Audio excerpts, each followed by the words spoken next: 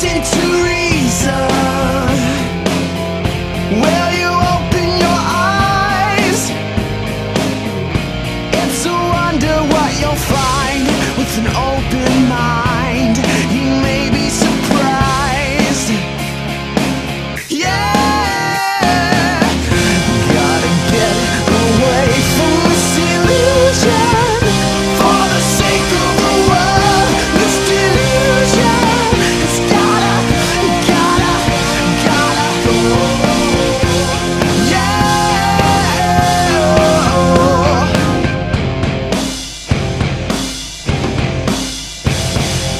Good evening, everybody, and welcome to another episode of the Atheist Experience. Tonight it's me and Jen Peeples. How you doing? Co-hosting. And I got announcements that were given to me by Matt and Russell, who helped me put them together, and I wanted to read an announcement intro that Matt actually wrote because I thought it was cute. Welcome to the Atheist Experience. It's Sunday, February 14th, and we're broadcasting live from Austin, Texas. I'm Tracie Harris. I'm joined by Jen Peeples, and we've kicked the boys off the show today just so we can mess with all the podcast listeners who can't tell the two of us apart. And just for the record, it's not just the podcast listeners, it's people even in person. This is a call-in program, and we'll have the number up on the stream shortly. If you're not watching the program live, you can tune in on Sundays from 4:30 to 6 p.m. and watch us on Time Warner and Grand Cable Channel 16, or watch the show over the internet from almost anywhere in the world via Ustream, which includes a chat room, and if it's working, the Channel Austin stream. For more information, visit the show's website at www.atheist-experience.com. Be sure to check out the fact page at the site that covers common questions we receive on the program.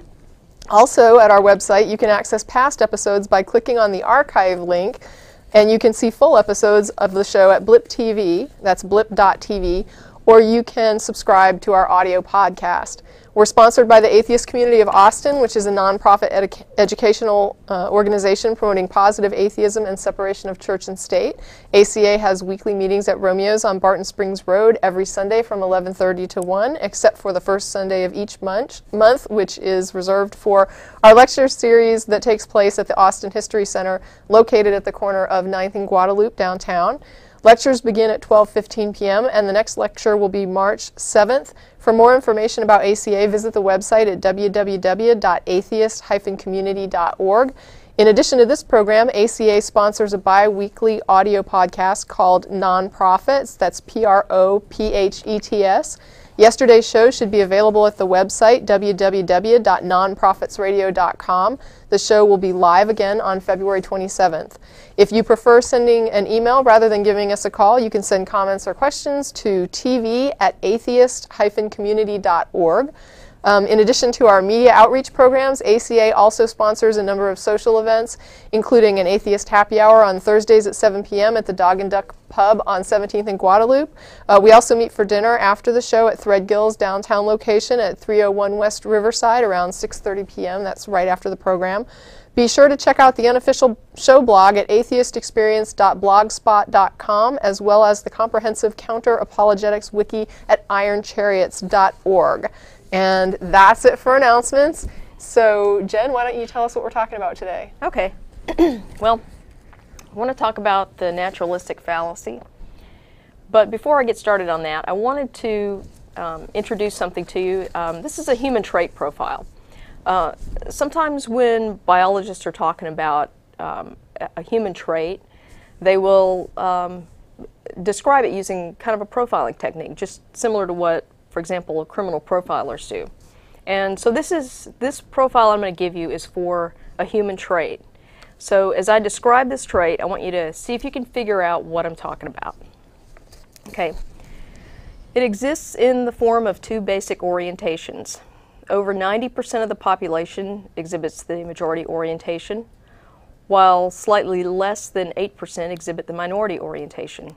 And there are a few individuals who are equally oriented both ways. Historical evidence suggests that the incidence of the two orientations has been constant for 5 millennia. The percentage of people with a minority orientation is constant across cultures, races, and religions. The trait itself is not externally apparent. The only way to identify a person's orientation is to observe the person's behavior. Throughout history, those with a minority orientation have been forced to behave as if they had the majority orientation, usually through coercion or social pressure. The trait itself is not a behavior. Those with the minority orientation can behave as if they have the minority orientation. Or the majority. Oh, excuse me, the majority orientation, yes. Thank you. But the underlying neurological orientation remains unchanged. Neither orientation is a disease or mental illness, neither is pathological. Neither orientation is chosen. Signs of one's orientation are detectable in early childhood, often by age 2 or 3, and some researchers believe that it's defined before birth. Some researchers have hypothesized that the minority orientation is related to prenatal exposure to certain hormones, although recent evidence disputes this. Adoption studies show that the trait is not learned. It's independent of the adoptive parent's orientation. Twin studies show that the concordance rate for identical twins, that is, the chance that both twins share the same orientation, is 50% higher than the expected rate. So the expected rate would be the background rate for the general population. In twins, it is 50% higher, that is for identical twins. What that suggests is that there's a strong genetic component to this. The incidence of the minority orientation is significantly higher in males than females. There is no direct parent-offspring correlation for the two orientations. The minority orientation does appear to run in families in a loose but recognizably genetic pattern. And finally, the pattern shows a maternal effect. The minority orientation in men appears to be passed through the maternal line. So think about that as we jump into this topic here. Think about what trait am I talking about? Okay. So the reason I introduced this human trait is because of a series of emails that we received a couple of months ago, in which the authors of those emails seem to have some trouble understanding why we universally condemn murder, but we regard homosexuality, at least the people involved in this show, as a benign trait. So in this case, the email authors committed the naturalistic fallacy in that they equated the word natural with good or advantageous or some other positive attribute. And they believe that unnatural implies some negative attribute. So let's talk a little bit about some of the quotes from these emails, because they're very interesting here. So one of the authors of these emails says, "Of course there are homosexuals in every culture, but you can't say that because of this fact it's something natural." Okay.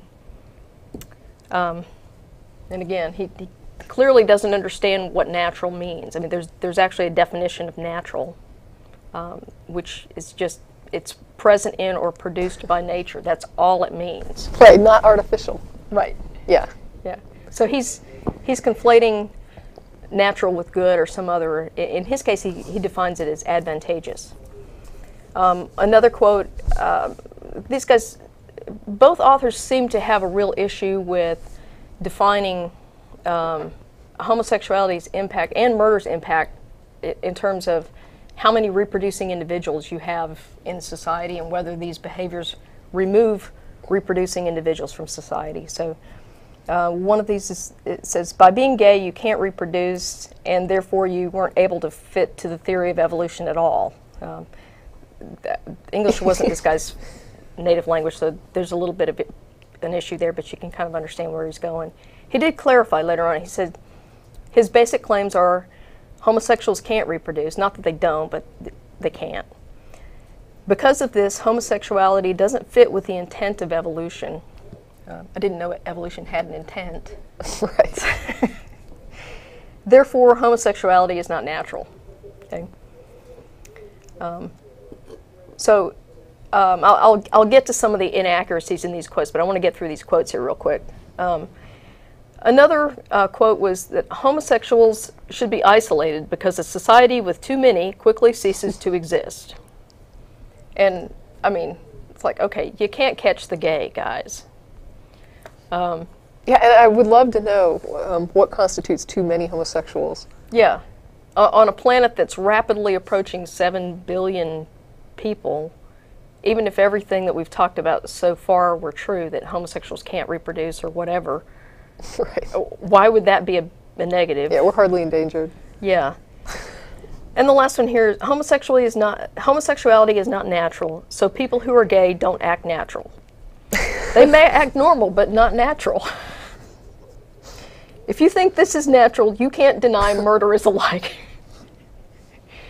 So he's saying that unless I declare that homosexuality is not natural, then I can't condemn murder. And so... yeah, I mean, he's actually comparing gay with killer. Right. I mean, and saying that they're the same. Because having sex with somebody is exactly the same as murdering them. You know?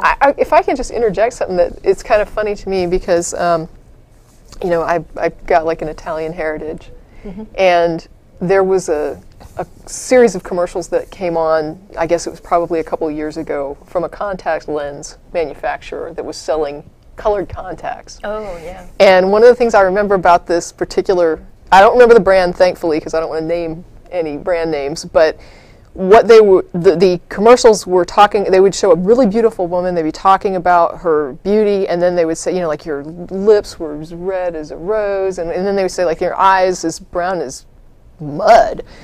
And so it was like in trying to sell these colored contacts, they wanted to insult people with brown eyes and say your eyes are like mud, because what you really want is beautiful blue eyes, beautiful green eyes. And the reason you would market these contacts to people with brown eyes is why? Because most people on this planet have brown eyes. Right. So you've got all of Asia, all of India, all of, you know, the Mediterranean, all of South America, all of, yeah, every native tribe anywhere. It's, you know, there's just a lot of people on the planet with brown eyes. It is definitely the predominant trait.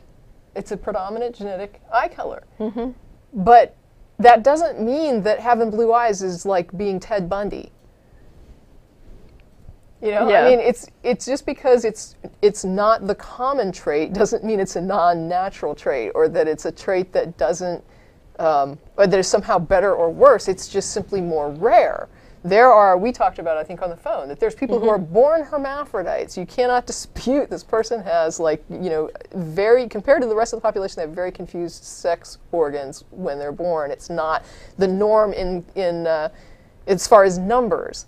But this is not, there was nothing unnatural about the person's birth, about their production, about, you know, I mean, they were born and genetically put together just like anybody else, and something was different about them that made them unique in regard to the, you know, percentages of human population.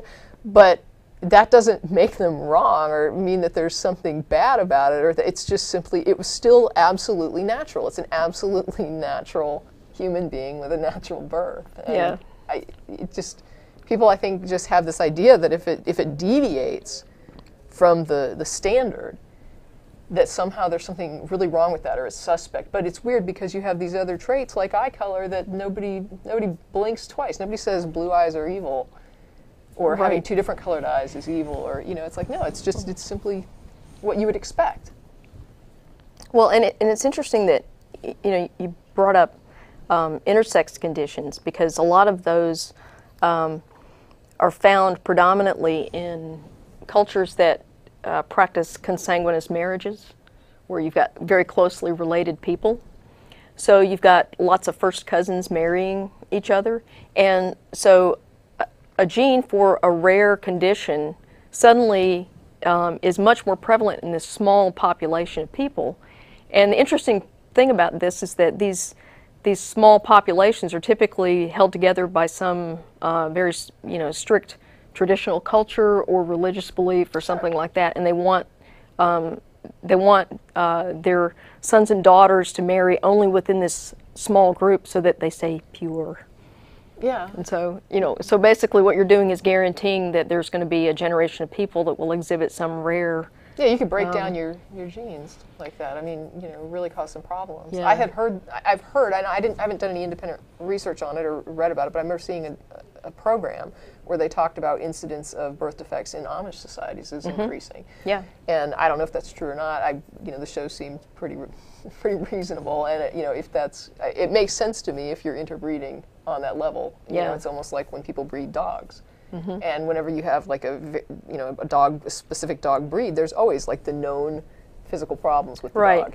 And yeah, I mean, that's, diversity is a good thing. Yeah, and they even have a name for it. It's called the founder effect, where you have one individual that carries some mutation who, for whatever reason, has a disproportionate effect on the genetic profile of subsequent generations, either because, you know, he's got 25 wives and, you know, he's, you know, 150 kids or something like that, or, you know, in the case of dog breeding, you know, you're breeding dogs for a specific set of traits, and you don't realize until generations later that those traits carry some baggage. So it's, you know, it's all good until it's not. Until somebody breeds something bad.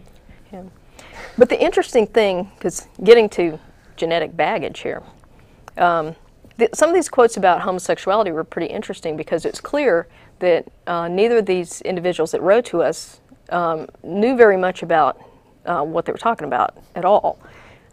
Because one of those, and there was this assertion that homosexuality implies some kind of reduced fitness, both for the individual and for the population that has a large number of homosexuals in it.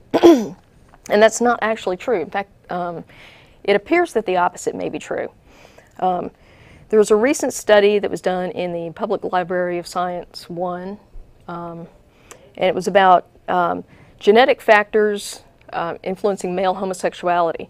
There's actually multiple factors that are associated with male homosexuality, and it turns out that there's this constellation of factors that they also increase a woman's or the man's female relatives' fertility. So what happens is that women who have male homosexuals in their bloodline tend to have more children, and the increase in children from these women more than offsets the loss of children that those males would produce.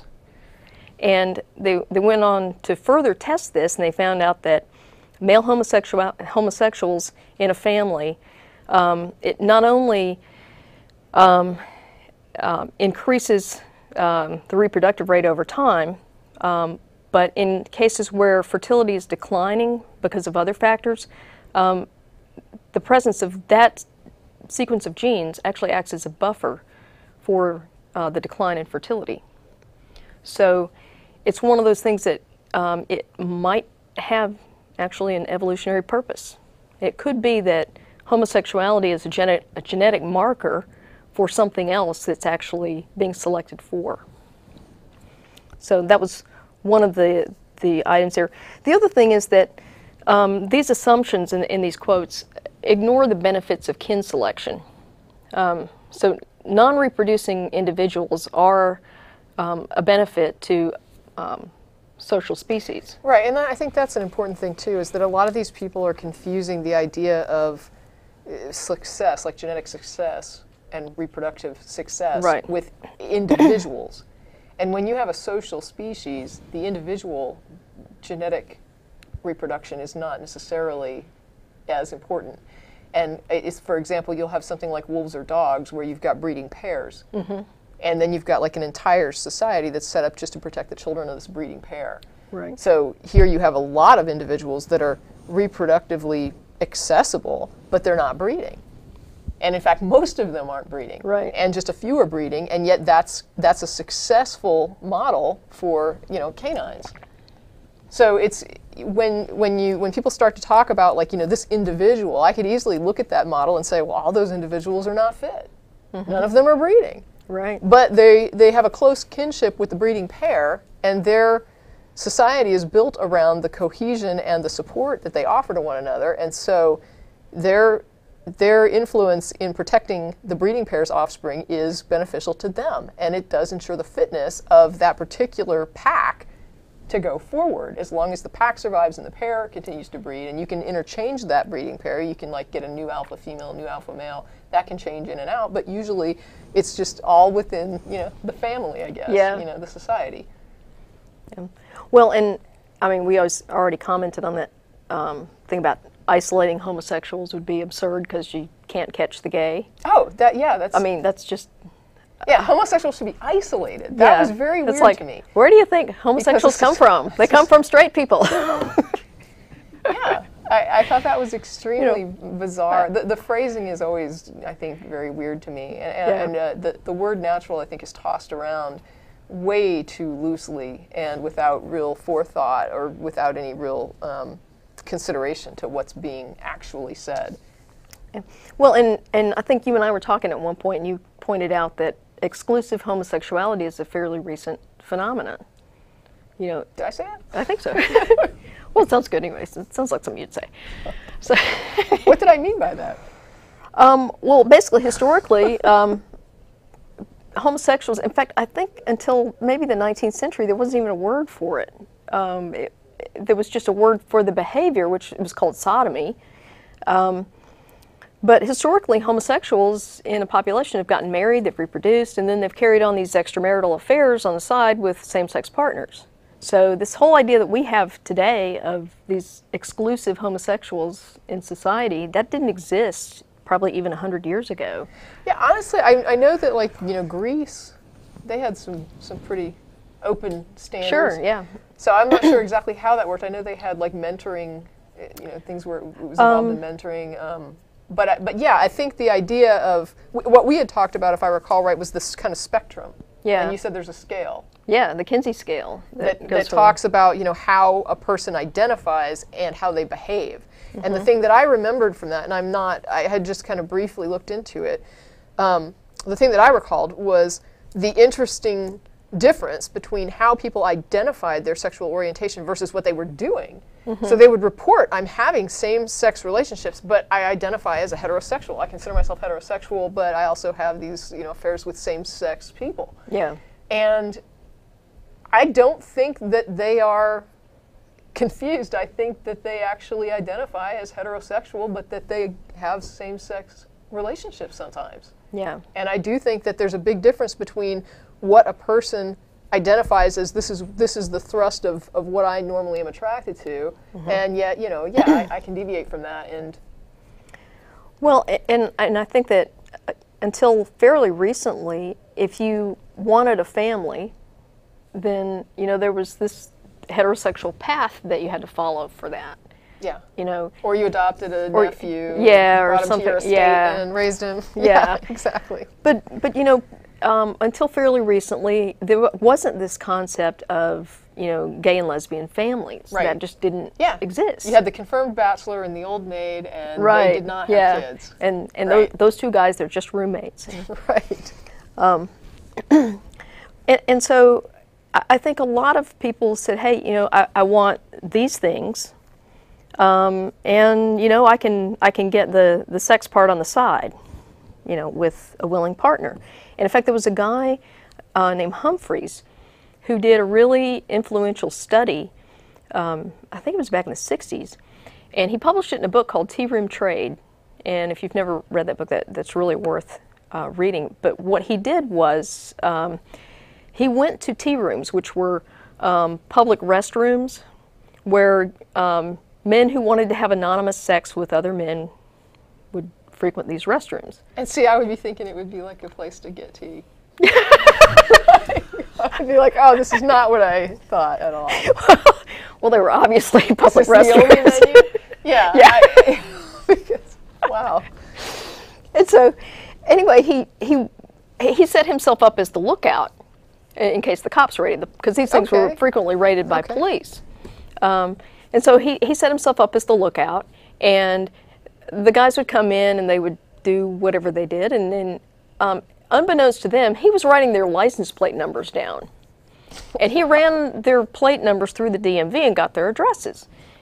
And so, like, 6 months later, he showed up with a survey, and he was just doing some demographic research, and would they like to participate in a survey? And of course, he was dressed totally different when he showed up at their door, and so they didn't recognize him as this guy that was in this tea room, and who pays attention to the lookout anyway, right? That's not what you're there for.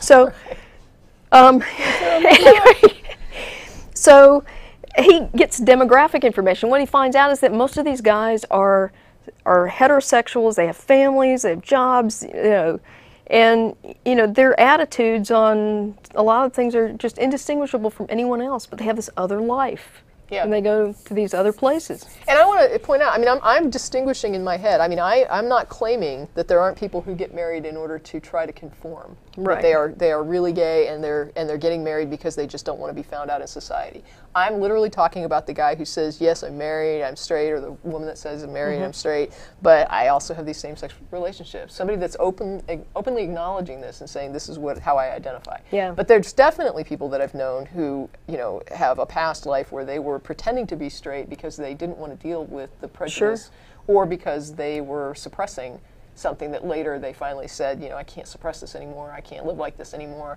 And honestly, I just think that it's an absolute, like, I mean, I know it's not illegal, but in my mind, it's an absolute crime to ask people to live that way when what they're doing is really none of my business. Yeah.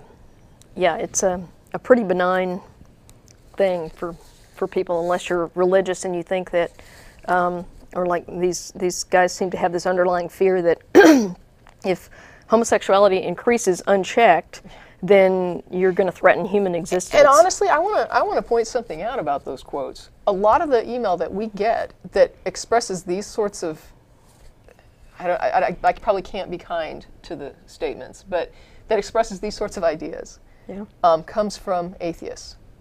Yeah, these guys are atheists. I'm surprised, but I don't want to give away the wrong idea. These are atheist quotes. Yeah, these guys are atheists. Now, you know, I don't know, interesting and disappointing as the quotes were on homosexuality, the quotes they had on murder were absolutely frightening. So, listen to this, okay? If murder is in someone's nature, how are they ethically or morally wrong? And again, this is that naturalistic fallacy, because, you know, if this is part of their nature, then it must be good, right?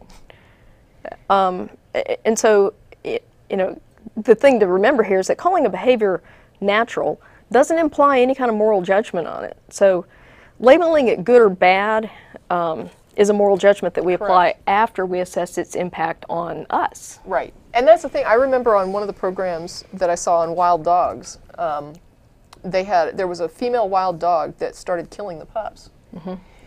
And I'm sure that for that dog, whatever she was doing was quite normal. Like that in her head, that was the thing to do, to go kill the pups. But, you know, society doesn't have to accept behavior that threatens society. But the idea of a percentage of the population being homosexual is not the same as going out and killing babies. It's just not the same sort of threat. No one's coming into my home and invading anything of mine, threatening my property, people in my family. Nobody being gay is hurting me at all. And that's, I think, the big delineation is that they're trying to promote that this is a social ill. And it's really not a social ill. You know, I guess what they're trying to express is, well, if everybody became gay, then, you know, then we would just go extinct or something, which, you know. And they did express that concern. That, you know. To be honest, I'm not that concerned about it. I mean, if people were to go extinct because they chose to go extinct, I mean, I guess that's our right as a species or something. I don't know. It's not like I'm promoting it or anything. I just want to say that, you know, as far as like, as long as we're not committing genocide on one another and forcing each other to go extinct, if I'm just saying I don't want to have children, I don't really see how some heterosexual couple saying I don't want to have kids is any worse than someone being gay.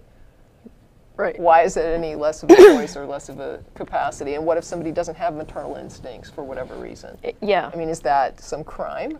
Well, and I would say that if someone doesn't have maternal instincts, and they know this up front. That's valuable information, and you should definitely not have children just because society expects you to. Yeah, I think that's a really bad idea, in fact, to have kids because somebody else expects you to. Yeah.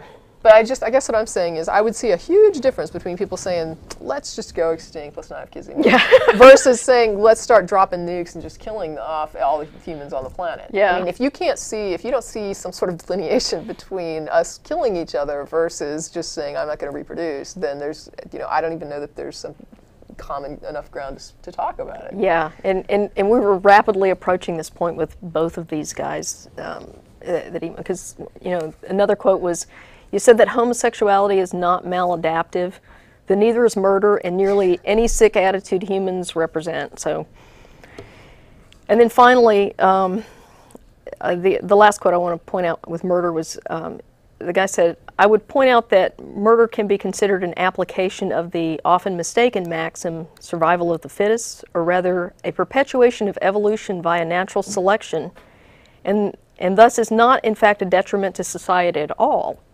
While murder has more negative impact on a personal level, especially if you're the subject of that murder, the change to the gene pool which occurs can only be positive in terms of promoting valued traits and removing unfavorable traits.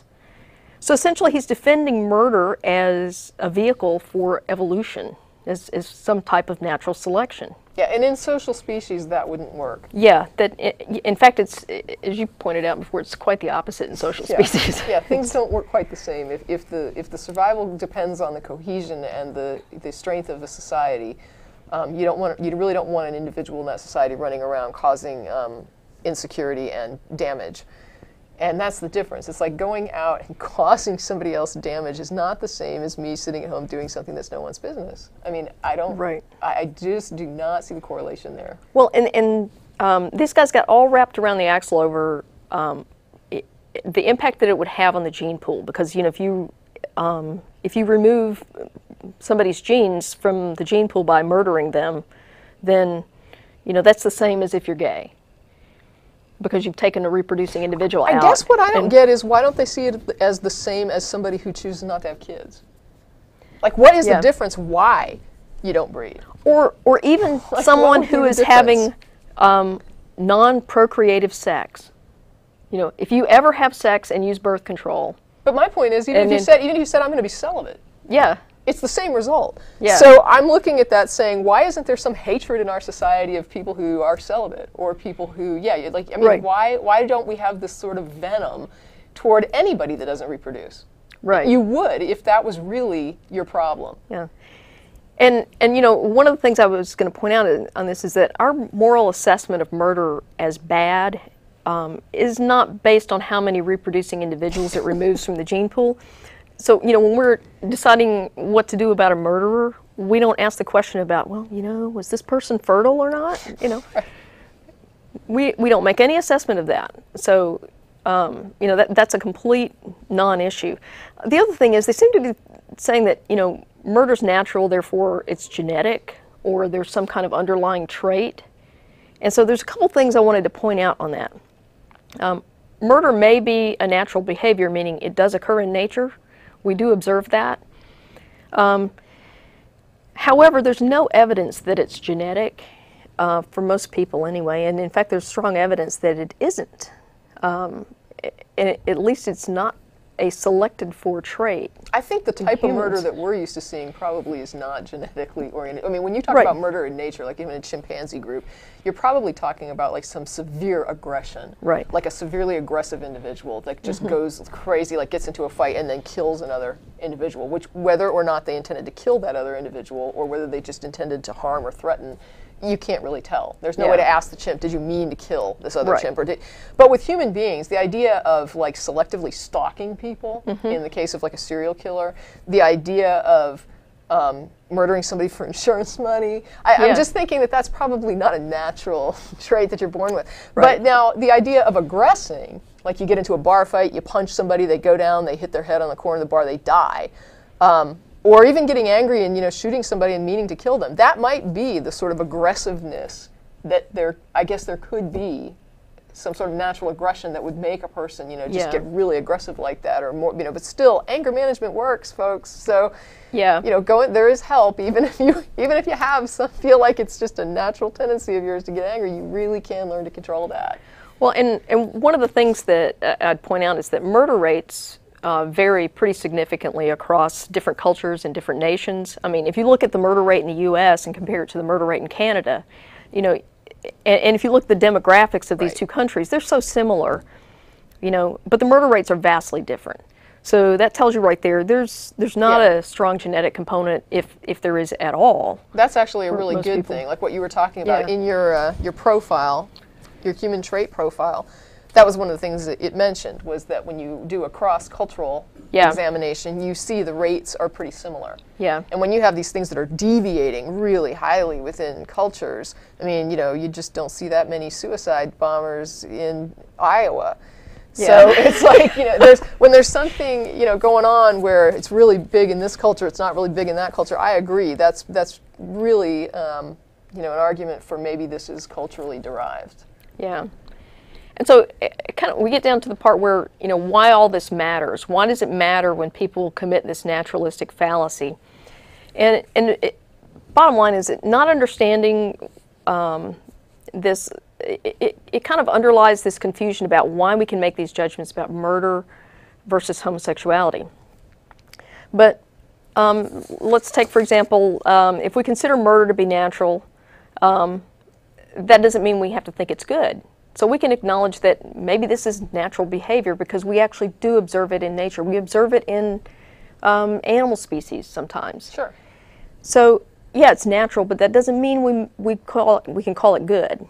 Or even that we have to put up with it. Right. Society can say it may be natural, but it's dangerous to society, and so we need to, curb this individual's capacity to hurt us, to hurt the rest of us. I mean, that's totally okay. Yeah, and that's why we remove individuals who commit murder from our society, both as a deterrent for future acts and to remove a known harm from our society. We don't judge murder to be morally wrong because we think it's unnatural. And in fact, that would be the moralistic fallacy. Right. We judge murder to be wrong because of the impact that it has on its victims. The number of victims doesn't matter. So if you kill one person or you kill 100, if you've committed murder, then we judge that on the basis of the harm to the victims. Right, and potential future harm. Exactly. And so, also the thing is, if you're judging natural as good and unnatural as bad, I think it was somebody, I can't remember who it was, that said, maybe you should have a hemlock smoothie. Yeah. Because there's certain things that are in nature that are not good. Yeah. And there's some things, and I'm sitting here with a phone line, 2 computers, a table, chairs, dressed in clothes, got my hair cut, and if I thought that anything unnatural was somehow evil or wrong, I'd be in a world of hurt right now as a total hypocrite. Yeah. Because I drove a car here on roads that are paved, and Yeah. I live in a completely artificial environment. I'm surprised there's birds. Yeah. And the people that did this were typing on a computer. Right, right. We've got people calling us on a phone line. Yeah. And, so natural is not always synonymous with good, and artifice is not always synonymous with evil. Yeah. So the naturalistic fallacy, when you apply it to human traits, brings its own problems here. Okay. If you claim that something is unnatural, there's this implied assumption that there's some external cause, and if there's an external cause, then you can fix it. And so in the case of homosexuality, this leads to some false assumptions, one of which was that gays have to recruit in order to fill our ranks or something. In fact, you should look for the gay recruiting station in your area. Yeah, because I need a new toaster oven. You get like points. Like green stamps or something. Yeah. Oh, you didn't know that, right? If you turn a straight woman, you get a toaster oven. Okay. Okay. No, so- I didn't. Yeah, that was on the Ellen episode. That's why you're putting pressure on me.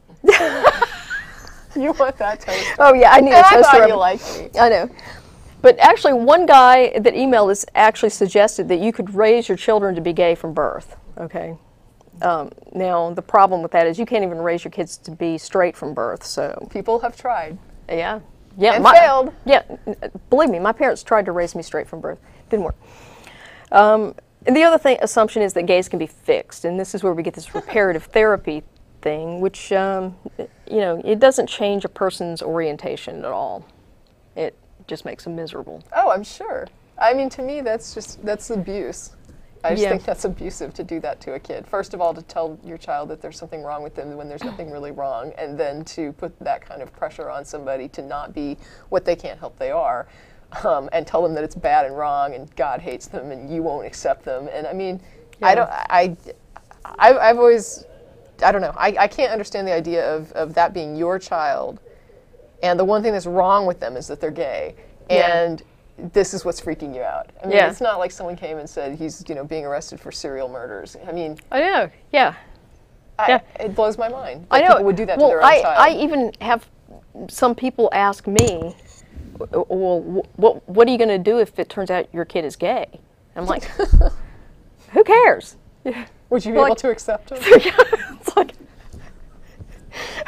it's like, what? You're like, man, I'm counting on it. Yeah. That's what we're trying to do is raise him gay. We're raising Actually, his sexual orientation is fairly apparent. Yeah, you were telling right me about now. his little story. I don't know how much you want to share about your kid, but that was pretty cute. If I ask him, you know, if he kisses girls at school, his typical response is a very smug, "Oh yes." He's the little Casanovini. Yeah. And so, yeah, his sexual orientation is already fairly apparent. So he's straight. Anyway, not that it matters. I don't care. As long as he's happy, that's all we care about. Okay, so at this point, I think you should be getting some idea of why the naturalistic fallacy applied to human traits really has potential to cause a lot of harm. What I want you to do now is have you figured out what trait I was talking about earlier when I gave you that trait profile? Yeah, we're back to the human trait profile quiz. Yeah. Okay, so what saith the chat room? Let's see. What are we talking about here? Well, I probably can't see. 2 basic orientations, right? Yeah. Over 90% of the population exhibits the majority orientation, slightly less than 8% the minority. You see a big correlation between identical twins. Yeah. People have been forced to behave like they have the majority orientation throughout history. There's, let's see, slightly higher in males. It doesn't matter if you're adopted. What do we got? What are the guesses? Well, I think they might have it in here. So Really? Did somebody get it? Could be, yeah. All right, yeah. They Googled it. They probably You did. cheated. Yeah. Okay, so what does the studio audience say? Handedness. Yeah. Yeah. They did get it. So you guys got it right. Okay, well, they couldn't have Googled it, so Yeah. maybe it was that easy. But Yeah, could be. So anyway, yeah, the trait we were talking about is handedness. So here's what I want you to do. And by the way, I'm normal. There's nothing wrong with That's me. right. Normal and natural. Okay. So here's what I want you to do, everybody in the audience out there, using your non-dominant hand, write your name on a piece of paper. Well, I don't even have to try. I already know. I'm pathetic. And I can't. I'm like useless. My left hand. They could cut my left arm off. It wouldn't, I mean, I don't even think I would be impaired. well, if you're like most people, you can manage to get something legible on the paper. Then I'm not most people. But the question is, how does it feel to use your non-dominant hand? Not natural. Okay? That's right. Not natural. Now here's the It's other messed question. Did your hand preference actually change just because you adopted left-handed or right-handed behavior? No, it didn't. So that's the problem here. We've got... And how much fun would it be to have to use your left hand all the time from now on? What if you lost your dominant hand and you had to use your left hand? How happy would that make you? Not very. It wouldn't make me very happy. So incidentally, a lot of the things that we talked about, the twin studies, for example, illustrated that there was probably a genetic component to left-handedness. So for a long time, people thought that this was true. And in 2007, some researchers at Oxford University identified a gene associated with left-handedness. So there is actually a gene associated with left-handedness. This gene also influences a person's risk of developing schizophrenia, which validates some prior observations that left-handed people seem to have a higher incidence of this disorder. And this actually raises an important question, and that is, what if schizophrenia is the desirable trait and left-handedness is just a marker? So why would schizophrenia be a desirable trait? There's a guy named Robert Sapolsky who, he's actually a neuroscientist, and he has done a lot of work on some mental disorders like schizophrenia and OCD. Yeah. They're associated, schizophrenia and OCD, actually schizotypal personality disorder is associated with people who are highly religious and who have religious visions. And so... Okay. I mean, yeah, if you're going to hallucinate, I can see how that would... So these would have been the shamans in primitive society, and this would not have impaired their reproductive fitness. In fact, they would have been highly sought after as potential mates. So it could be that schizophrenia is a desirable trait. And that's true. I do remember that depending on what culture you're in, sometimes madness is considered desirable, and sometimes it's not. I mean, sometimes it's considered really bad, and sometimes it's considered touched by the gods. Yeah. Yeah, that is interesting. I didn't realize it was correlated to left-handedness, though. Yeah. Now, the interesting thing about the concordance rate for left-handedness, so the concordance rate for left-handedness is 12% in monozygotic or identical twins. Okay. The concordance rate for homosexuality in identical twins is 50%. Okay. So we've got a 50% increase over the background rate for left-handedness. The increase over the background rate for homosexuality in identical twins is over 500%. So what that means is that it's suggestive of a strong genetic component. Yeah, if left-handedness can be, considered to be demonstrated as genetic by that correlation, and then it goes up that much in homosexuality, yes, that would increase the guess that, this should be genetic. Okay. And at this point, I'm going to wrap up because we've got actually somebody asking the question, Ed on line 1. Yeah, sure, let's go ahead and... Okay, Ed has a topic... on line 1, there we go. Is it? Oh, yeah. This question is, I guess, related to our topic, so... Yeah. Okay, we've got Ed in Austin. Yeah, hey, how y'all doing? Good, how are you? Good, thanks. Long-time fan of the show. I don't want to say long time, but maybe about 3 months I've become an atheist, so... Oh, cool. Congratulations. Yeah, really. Anyways, I had a conversation with my brother. He's very religious, and we had a conversation last weekend about homosexuality. And of course, I think people are born like that. He thinks people choose to be like that. And I was just wondering if there are any studies, any significant studies to suggest that people are born that way. Yeah, actually, there's a researcher at the National Institutes of Health called Dean Hamer, and I think it was in 1993, he identified a gene on the X chromosome, XQ28, that is associated with male homosexuality. And the media inaccurately dubbed this the gay gene. It's not a gay gene, because that's not the only thing that influences whether a man is homosexual or not.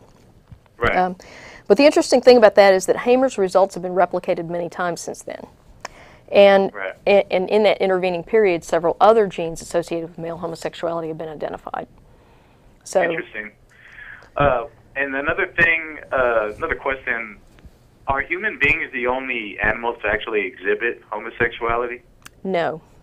I think, have there been any mammal species that have not? I'm not aware. I'm not aware of any mammals. But yes, it does impact other species as well. Yeah. In fact, I think it was Ricky Gervais has a pretty funny routine you could probably find on YouTube about that, about homosexuality in animals. Love that guy. Yeah. It's a really funny presentation. Yeah. So yeah, it's pretty widespread in the animal kingdom. Oh, okay.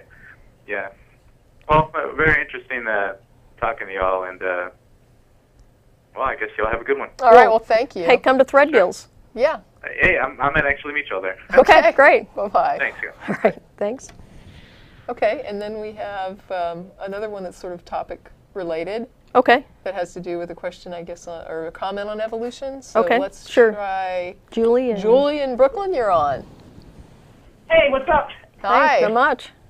Yeah, I'm the one on richarddoggins.net known as In Your Face New Yorker, if anybody's interested. Oh, okay. Yes, yeah, I wanted to point out something. I didn't know my name was that funny. Yes, one thing I want to point out was that I think that, like, not accepting evolution is dangerous, and not because it's evolution, but because it's a scientific claim that has been verified over and over again. I think that creates a world that's safe for rejecting science, and if you reject one scientific claim, why shouldn't you reject another, such as HIV causes AIDS? Well, something like that did happen. If you recall, in the 1980s, there's a kid, Ryan White, who was the poster boy for AIDS, and he was shunned by the community. They shot a bullet through his house.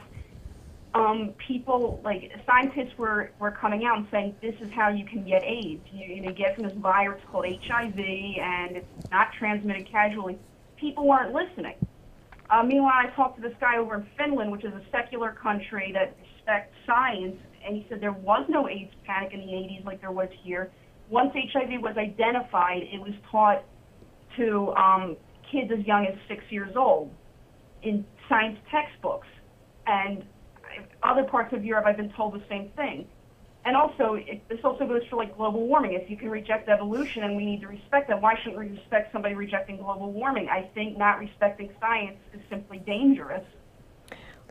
Well, yeah, I agree, and I'm sure you know we here in Texas we have a real issue with our State Board of Education. Yes. You know, because they want to rewrite science textbooks to conform to. Well, they definitely want to undermine evolution. Yeah. In an effort to bolster creationism, even if they're not. And one of their goals was also, you know, undermining global warming and the science behind it. You know, and you know, it's a general anti-science view. This view of, well, science can't explain everything, therefore anything goes. You know. And I know we can't get too political, but yeah, just to say, take your school board elections seriously. Yes. And do your homework and make sure you know when they're coming up, and do your best to get somebody in there that's qualified, not just who's a member of, I don't know, some religious organization or has particular religious views, but maybe, you know, somebody who actually has some background in education and themselves shows a penchant for understanding education and promoting it. Yeah, and I guess, yeah, that whole AIDS denialism thing, you know, we've got the vaccine denialism thing, and it's that vaccines is a big conspiracy to try to kill people. Yeah. Yeah, I think, Julie, you might be actually near suicidal if you could see some of the emails we get on our list that demonstrate. I've seen it all. There was somebody on my Facebook list last week who befriended me because I cracked a joke about wanting to slap the Pope. I didn't crack it to her face, but she just happened to see it, and she defriended me and said, "This isn't something I find funny, nor do I take lightly." Now, she defriended you? She defriended you? She defriended me because of that. Did you get like a notification or something? No, I always, when I notice that a friend is missing, I always check to see who it is. Oh, okay. I know that sounds really crazy. That's just how I do it. I was just curious what happens when you defriend somebody on Facebook, but okay, so you just drop off and they don't know unless... I figure out who it is. All right. Yeah. All right. Well, thanks very much, Julie. Appreciate your comments, and I think we agree. Okay, thank you. Thank you. Thank you. And then we've got Justin from Wilkes-Barre, Pennsylvania. Yeah. Hi, Justin. Hey, how's it going? Good. Thanks Good. for holding. Oh, no problem. So I sent an email to, I believe it was Tracie who responded to my email. I was talking about a new argument I want to construct on my blog, something about love letters from God, because it's crazy that all Christians say that we should love God, we're compelled to love Him, He created us, He does all these great things for us, but I don't really find any compelling evidence for accepting the claim that He exists. And it seems quite strange that if in real life someone left letters at my door, someone claimed that, you know, she was watching me all the time, that I remember this. she loves me, but yet I don't know who this person is. I mean, a lot of people talk about her. I've never actually seen her. I've never met her. So it seems to be a really odd thing that we're supposed to love a being just because they love us. Yeah, and I think my response was something like, it's even worse than if you were getting letters at your door. It would be like somebody came to you with letters that were 2,000 years old and unsigned, and then said, you know, this letter, even though it's addressed to the church at Corinth, is really intended for you.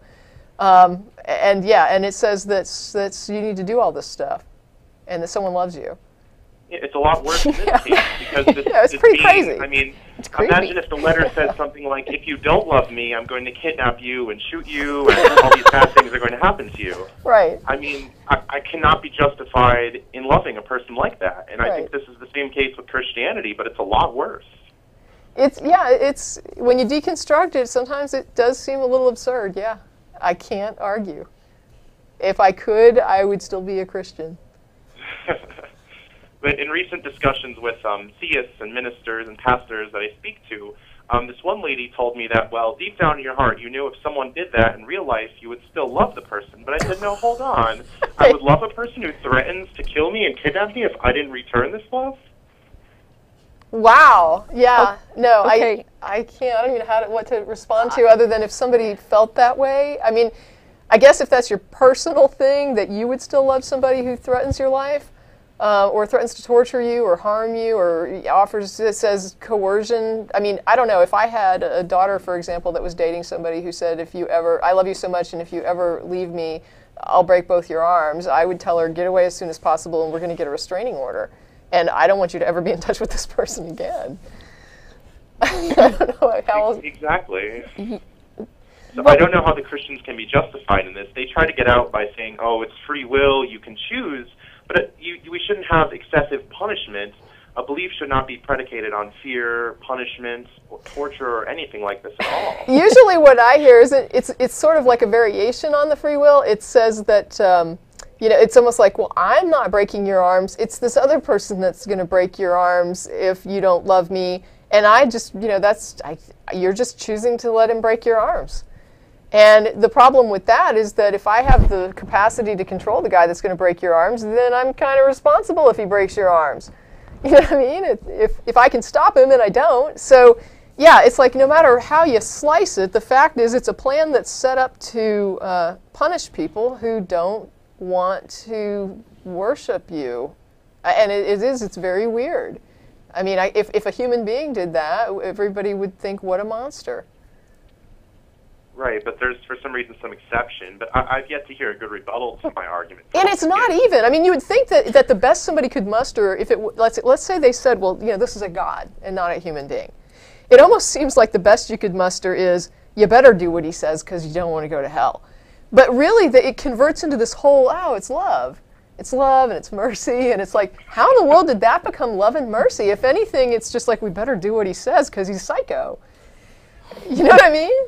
Right. Yeah. But it's also another form of love that we were discussing about the hymns, that love is supposed to be sending your son to earth to have him crucified on a suicide mission, and this is supposed to step in and forgive people. Right. But it's also immoral on that part because, God is a third party, perhaps. I mean, if I, for example, went into someone's house in Florida who a man battered his wife and said, oh, you're forgiven for battering your wife, they would look at me as if I were crazy. I can't do that. What the if wife has to be the one to forgive. What if you said, here's my child, kill him, and then I'll forgive you for killing your wife? I mean, it's just weird. It's just weird because, I mean, you're talking about, supposedly this is the God who gets to make the rules. And it's like, wow, this is the plan he came up with? Seriously? I mean, really, this is the best he could do? I'm going to send a guy to Earth, and he's going to be really good, and he's going to tell you to love each other, and then I want you to kill him. And you need to kill him, because that's the only way this is going to work. And it needs to be pretty brutal, because I want you to feel real bad about it when you do it. Yeah. It's nuts. I mean, it's kind of like the pedophile who co-opts one of his victims to recruit other victims. And then this kid feels really guilty, and he won't say anything because he's participated in this. Except even I don't though, think I feel guilty. Well, I think it's like, I all love and happy. Yeah, they think It is all love and happiness. It's just like the swirling stars of a cult member. I mean, they would recognize it in a heartbeat. If it was somebody else, you know, in some other religion doing it, they would be like, this is grotesque. But if it's your own religion, it's perfectly okay.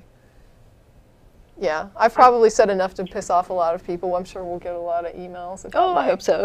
negative attitude toward religion. But all right, well, is there anything else, Justin?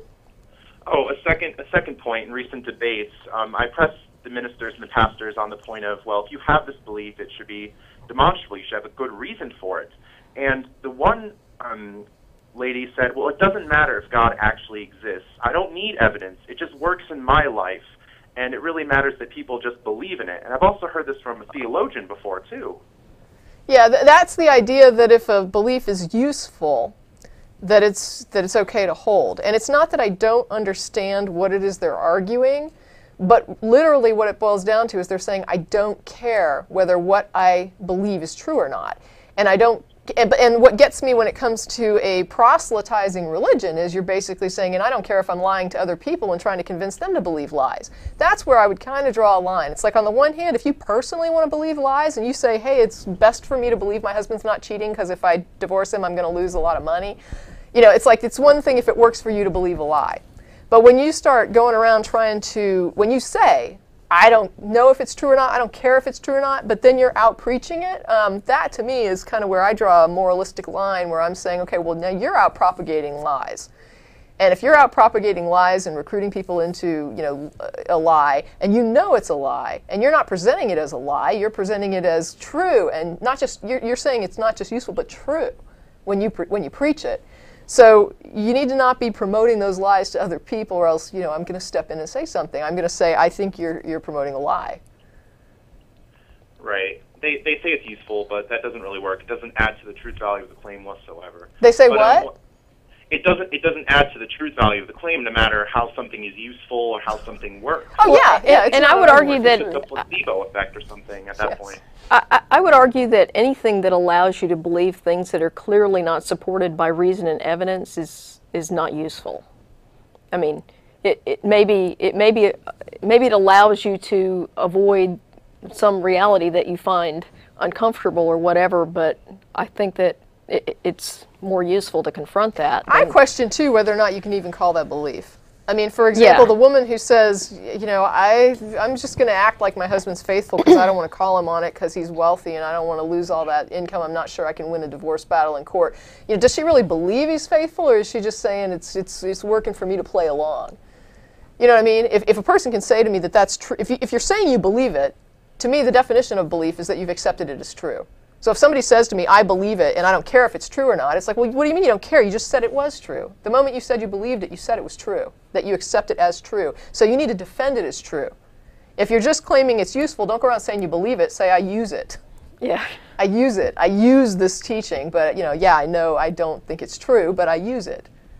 That's not belief. They will never do that. They won't do that. Well, you said somebody did. Well, the thing is, they do. I mean, if you've got, when it comes to science, a lot of them do. They will go to a university, they will pass biology by pretending that they agree with evolution, and then they get off somewhere to Discovery Institute and suddenly, you know, they're creationists with their PhD or whatever, and now they're touting that as credentials. You know, so, I mean, they can believe, or they can use something, you know. Right, but I wouldn't call it a belief. Yeah, I mean, it's like, even if they don't believe it. It's a model that you're using. Anyway. Okay. That's enough of that. So, okay, Justin, do you have anything else? All right, I would just like to bump my blog, if that's okay. Oh, go for it. All right, it's greenatheist.blogspot.com, and my Facebook badge is also on there for whoever wants to add me as a friend or continue conversation. Thanks a lot for having me. All right, good enough. Thank Thanks, you. Justin. Okay, have a good one. Okay, and then we have Bill from Howell, New Jersey. Hi, Bill. How you doing today? Hey, Tracy. Hey, Jen. How are you? Good. How are you? Good. I have two questions for you, and if I could, I'd like to give you just a short 30-second history of my awakening, as I like to call it. I was raised starting now. I was raised Roman Catholic, which knows a lot of dogma, a lot of not so many fantastic claims, and there was a lot of Catholics in my town, so it was just a completely normal way to grow up. And when I got married, I married a born-again Christian. Attended church, kind of bounced from church to church, and never really wanted to put my kids in the kids' church. I always felt kind of uneasy when they asked to. Hey, good for you, Bill. Yeah. Let's take your kids this way. I kinda never wanted to do that. We went to one church, and they had crutches on the wall. And when I looked at the crutches on the wall, I said, what are they there for? She said, well, those are the people that the pastor healed. And right then and there, I started thinking, this is crazy. What am I getting myself into? And I had a good friend who was a paraplegic who went to a faith healer and was told that his faith wasn't strong enough. So, Oh, that's great. So blame yeah. the person who's paraplegic. Great. yeah, so I started reading the Bible, and I said, let me just read it for myself. I've never read it, and when I read it, I really started having doubts. Genesis was really just a bunch of bull crap for me. And researched evolution, read a lot of Ken Miller, the Kitzmiller Dover trial. Found your show on YouTube and became an instant fan. And really, I liken myself to like a Jehovah's Witness who's gotten the word, and they're all excited about it. I'm excited about how much bullcrap this is, and I can't believe that people believe this. What else did I want to tell you? I wanted to say that I'm 39 years old, and I probably didn't have this awakening until I was 37. And it's like embarrassing, that you can be fooled for so long. Oh, I'm right there with you, though, Bill. Don't be embarrassed. How old were you? Well, but by the time I deconverted, I was probably around your age. Yeah, it's unbelievable. But the problem that I run into now is I've already, been married, and I've already raised my kids are 8 and 5 years old. And Oh, yeah, they're out of the house. Taught them, I've already taught them that, religion is the right way to go, and Jesus and the Bible is the truth. Now that I know that it's not. Oh, yeah. I'm afraid to tell them. I'm actually afraid. Well, yeah, you've got some. I don't want them to go to school and say that they don't believe in God, because I know, even here in New Jersey, we're not nowhere near the Bible Belt, but, they're going to be discriminated against. They're going to get a lot of bad reaction from it. So I don't know when to tell them. I don't know what to tell them. When they're 21 and 22, and they're strong enough to defend themselves, and they're secure in who they are, I'll tell them how Daddy believes. But as of right now, I feel sad that I can't tell them how I believe. I can't tell them the truth. I have to perpetuate, the lie that I didn't. I don't want them to be 37 years old like I was and figure it all out. You know what I mean? Yeah, I totally know what you mean. And if it helps, we get letters like yours. That's not an uncommon situation for somebody to say, I'm married, and I was a believer when I got married, and my spouse is a believer. And we've even had letters from people who said, I'm engaged. Yeah. And we were both, zealous Baptists, and now I've deconverted, and I'm afraid to tell my fiance because I think this is going to ruin it. Well, I told my wife, and it caused some problems with my wife and I, but we're past it. We love each other. Well, but the thing is, you've got these 2 kids now, and you're saying you're having some kind of second thoughts about how the kids are being raised, what they're being taught, and what this is going to mean for them as they get older. And you have some questions about what it would mean if you were to actually tell them what you think. Yeah. And then my question would be, where is even though you and your wife have worked out whatever works between you, what is her, where is she at? Where's her head at on this? She doesn't want me to tell them how I believe. Okay. I agree with her only for the fact that I don't want them to lose friends. I don't want, I don't know. I feel embarrassed even saying this, but I know what's going to happen. They could go to school and say, my daddy doesn't believe in God, and I don't believe in God. And, their friends are going to look at them different. Their teachers are going to look at them different. I used to look at people different who were atheists. Which brings me to my second question. I'll ask you when I'm done with this. But I used to think that atheists were lost people, and I know they're going to be viewed that way, and I don't want them to suffer that in school. I understand. Yeah, I understand totally what you're saying. You don't want them to be treated with prejudice. Yes. Yeah. Yeah. Do you have children? I do. Jen does. My son is 4.5, and he does not have, he doesn't even know anything about religion or God or anything like that. We don't actually think that's a very appropriate topic to bring up to an impressionable child. Yeah. So we haven't told him anything about that. That's kind of where I am. I don't, I can't see, even my 8-year-old though. He's starting to ask questions. Well, I don't want them to get to be like 15 and 16 and say, well, how come you were lying to me all this time? You know, you didn't tell me how you really believed. yeah, and the thing is, that doesn't mean that we won't tell him anything about it, because one of the things that I think it's important to do with young children is teach them to think for themselves and give them the tools so that when they're approached by their theist classmates, they're not vulnerable to that. And so essentially, when he's a little older, we'll start inoculating him against these beliefs so that when he gets to school, he might lose a few friends over this. But you know what? Those people probably... My impression of this is that if you lose a friend because you're an atheist, they probably really didn't like you very much anyway, and your atheism is the excuse they use to dump you. Yeah, I think that's fine if you're an adult, but if you're a 10 or 12-year-old child... Yeah, I understand you have the child's parents to deal with, too. Yeah, and I understand, too, Bill. Believe me, my mother's family is from New Jersey, and it's all Italian Catholic. Yeah. So I know what you're talking about. This is, boy, I mean, it's such a complicated thing when you have another spouse that feels differently. When you there is something, I don't know if you're familiar with it, but there's something called the Universal Unitarian or Unitarian Universalist Church. Yeah. And it's sort of like something that a lot of atheists attend, and it's an interfaith church that has even atheist members.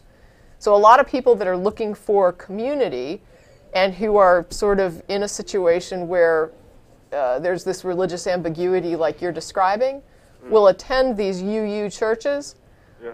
And that's why I was kind of asking about your wife and where she's at. I don't know but it would be an easy transition to get the kids into a UU situation where they probably wouldn't notice anything beyond we changed churches.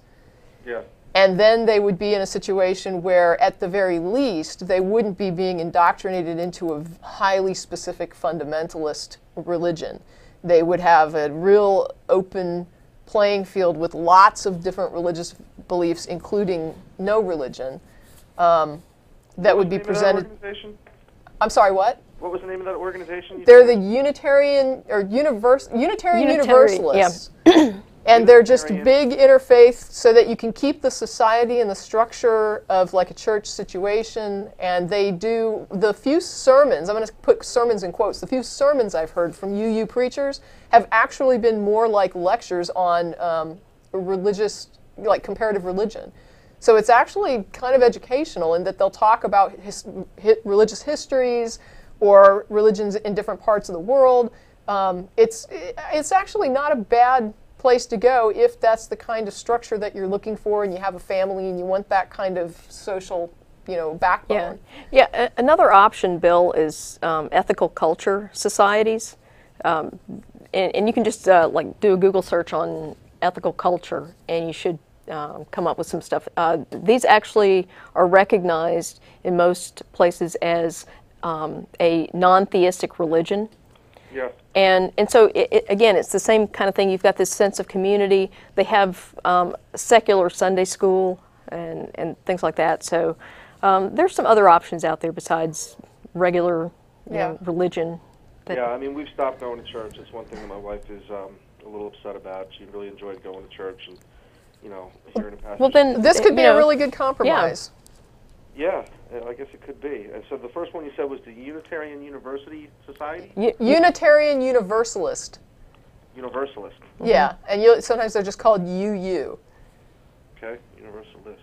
And the other one was the Ethical Cultural Society. Yeah, ethical culture. And these are like local groups that you can go to? And yeah, UU churches are found pretty well scattered, so you should be able to find something somewhere nearby. What would they teach? What would they? Well, like I was saying, you could go in there and hear like a lecture on religious histories. It might not be a history of Christianity. It might be like a lecture on like something about Hindu or something. I mean, they just it's just huge. It's this big, embracive church. Somebody's letting us know it's been around for a while. Yeah, we've actually even had Unitarian presidents. So I can't think of the name. John Adams, that's right. So yeah, it's definitely it's more like a lecture format. It's not like a sermon format. You go in and they just sort of teach. They teach about different ideas. Sometimes they teach about like ethics or morality or social, what is like civic duty and things like that. So they have, it's just a very sort of positive experience, and they're just not real, it's nothing critical. It's like you go in there and everybody's welcome. And if you don't believe, that's fine. Yeah, I mean, you're going to find people that would define themselves as Christians. So you'll find people that define themselves as atheists, some that are Buddhists maybe, or, you know, Wiccans or whatever. It's sort of like a BYOG, the bring your own God kind of thing. And a lot of theists would probably feel comfortable there that aren't really into a specific doctrine, who just say, well, I believe in God, but I don't really like the whole doctrinal thing. You know? So, what I've decided to do now is just, you know, when they ask me questions, I'm going to answer them honestly. That I recommend that. You have to. Yeah. I'm not going to try to change them or try to push anything down their throat. I think when they're old enough to start asking me questions, you know, they already know that I believe in evolution. You know what I mean? And you know, my wife explains to them, well, Daddy does believe in evolution, and you know, that's God's plan for us to evolve. So we can take God out of the picture. You know what I mean? Okay. Yeah. But it's just I don't, you know, I wish somebody would have. I don't know what, you know, what really woke me up was just seeing those crutches on the wall and saying, you know, to my wife, how come you can only heal people with a limp? How come you can't? Why doesn't an amputee go up there and get a new arm? Because they don't have sufficient faith, apparently. They don't have sufficient faith. Why can't my friend who's a paraplegic get his spinal cord put back together? You know, and none of that ever happens. And what really did it when I started researching was the Dover trial. You know, when you watch that was what I was waiting for, I guess, my whole life, to see the experts on religion or creation and the experts on evolution have it out. Yeah. Put it all on the table. Let's have a court case. And they got blown. The creationists got blown away. Yeah. Absolutely blown away. They didn't even, you know, redirect or ask questions about testimony from the evolutionists. They just kind of stated what they wanted to state. And that's what really did it for me. So, and Ken Miller, you guys know who Ken Miller is? Yeah. Yeah, he's a Christian. Yeah. Believe it or not. Yeah. Which I wrote to him, and he actually wrote me back, and I was surprised to find that out. So I know I've been on a while. I don't want to keep you guys. That's all right. It just brings me to my last question. You know, after finding out that he was like the real thing for me, that really kind of pushed me over the edge and made me become awake, as I like to say. And to find out that he was still a Christian, I started questioning. Like, I'm the only one in my family who believes the way I believe. And I'm constantly asked, well, what are you now? You're not a Christian anymore? And, you know, it's breaking my mother's heart. I'm sure. I've lost somebody in the family already who won't speak to me. They think I'm evil. They don't necessarily think I'm evil. They think I'm standing in a busy road and I'm about to be hit by a car, and they need to tell me to get out of the way. And I don't mean, when I smile, I'm not laughing at your situation. I understand that this is serious for you. It's just, to me, it's just kind of ironically funny, sad, however you want to label it. Just it's hard for me to believe, you know, the impact that religion has on families and society. Yeah. And I hate to hear it, but it's so ridiculous, even though I understand it's, you know, personal for you. Well, I tell you what, I mean, I've never felt so content, you know. Well, good. I'm never going to burn in hell. You know, I'm just, it's such a good feeling to know the truth, and I know I have it now.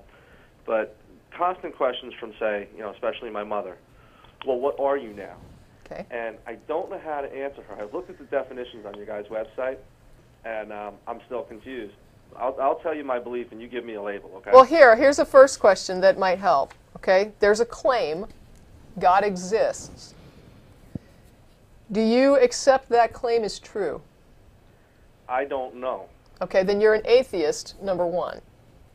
See, I thought I was agnostic, even because I'm using the word I don't know. I believe there's a God. I have no proof that there's one. I want to believe that there's one. I don't want to believe that we're worms. Okay, but when I asked you, I said there's a claim God exists, right? Mm. Do you believe that claim is true? If you believe God exists, then your answer to that question... I think so. Okay, then the answer is yes. That means you're a theist. A theist. Okay, that just simply means that you believe a God exists. Okay. Okay. What's the difference between a theist and an agnostic? Well, it's not a difference between them. It's two different things. So you're a theist because you believe a God exists. Okay. Now you followed that up with, but I don't know. I don't know. So it's kind of like if I were to say, I believe my husband is faithful, but I don't know. Okay? So I think it's true that he's faithful, but I understand I could be wrong. Right. And that's what you're saying. And that would make you an agnostic theist. I'm an agnostic theist. But if you're talking to your Catholic mother whom you wish to not have break her heart, you probably just want to say, I'm a theist, I still believe in God. You don't need to explain to her that you're not sure, and you can just tell your mom, I still believe in God. And if that's, for her, the fact that you're not Catholic is probably sufficient to just send her over the edge. But no, Yeah. You know what? She's a little bit open-minded. Okay, good. She's 70 years old, and she went from, in the last few months of me, we constantly have these debates, which I love. I really, really love to have these debates. Not so much with Mom, because I feel like I'm beating her up. But she thought that evolution meant that you don't believe in God, and evolution that we come from monkeys, and I try to explain to her, and I show her some books on evolution, and she went from completely not believing in it to believing in it. She's a full-fledged believer in evolution now. That's awesome. That's good. Yeah, I couldn't believe it. And she just thinks, it's God's plan and blah, blah, blah. But, yeah, I told her I was agnostic, and it really upset her. Don't tell people you're an agnostic. What will they think? What? We started, I met a couple of friends who believe, like-minded, and we go out and we talk. We'll meet at a bar or whatever, and we'll have these conversations. People will bring their books. And we talk in hushed tones because, people start to look over, and you know what I mean? It's just, I never thought that I would be discriminated against. I never knew what it was like to be discriminated against, and I'm kind of starting to get that now.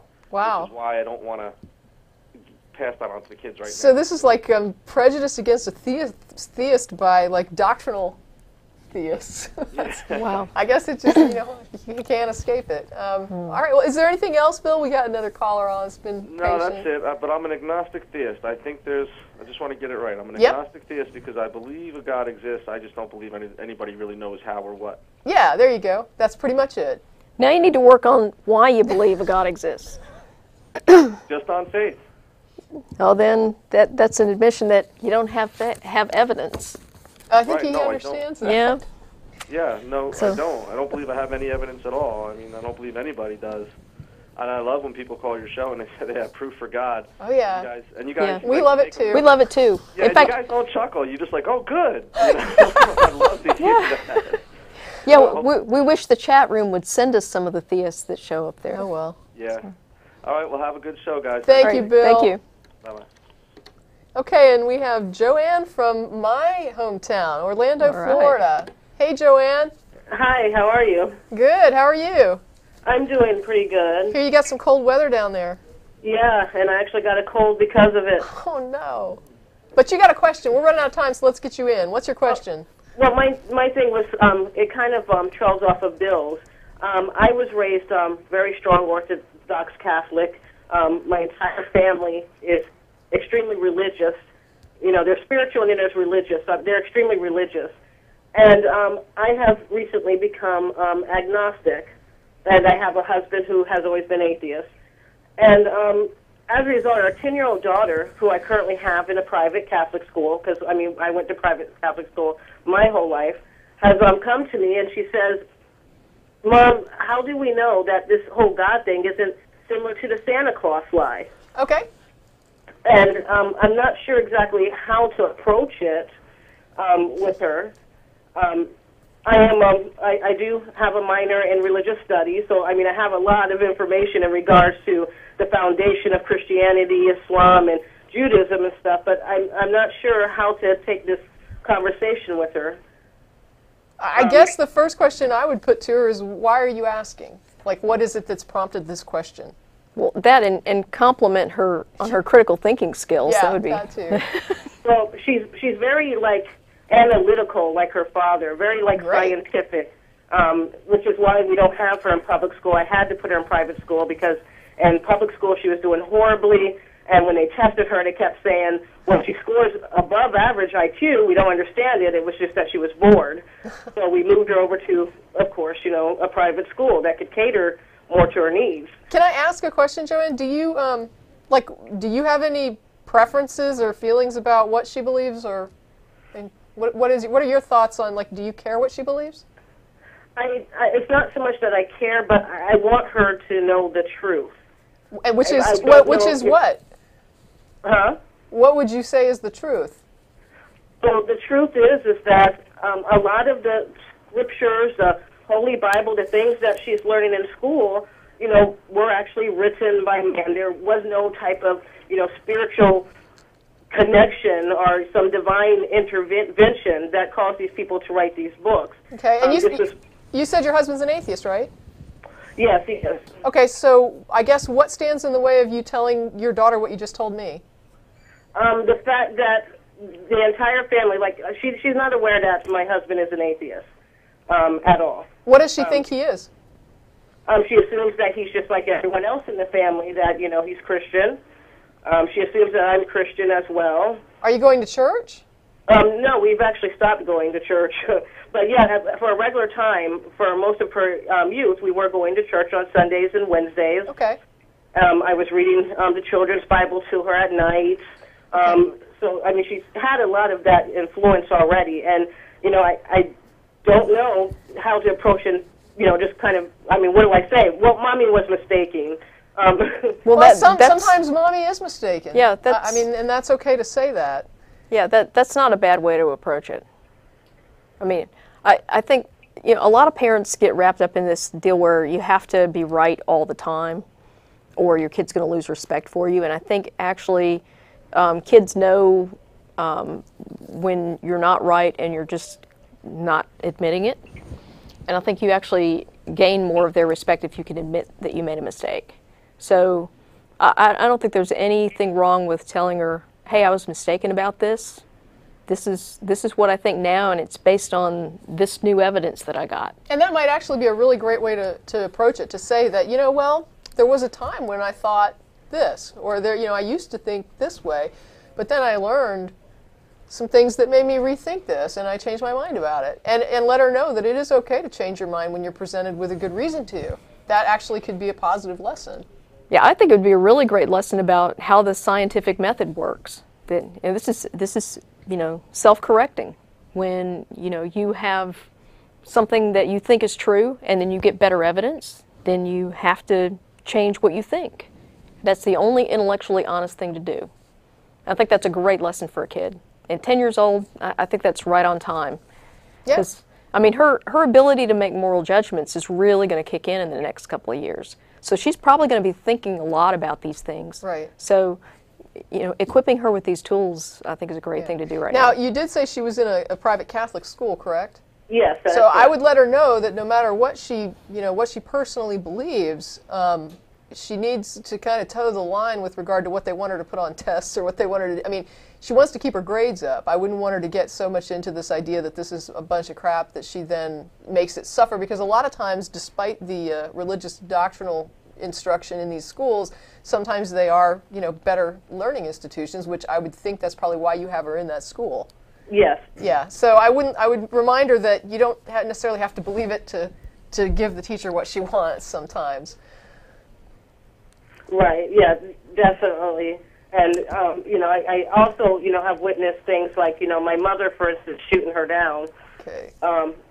When she came to her, for instance, about the great things she learned about the Big Bang Theory and the universe, and how everything started as like this, I guess, cosmic pool, and she's explaining it to her, and Grandma's just like, no, God created it and stuff, and you're wrong and stuff, and I mean. Well, Joanne, we're rolling credits, so I think I need to let you go.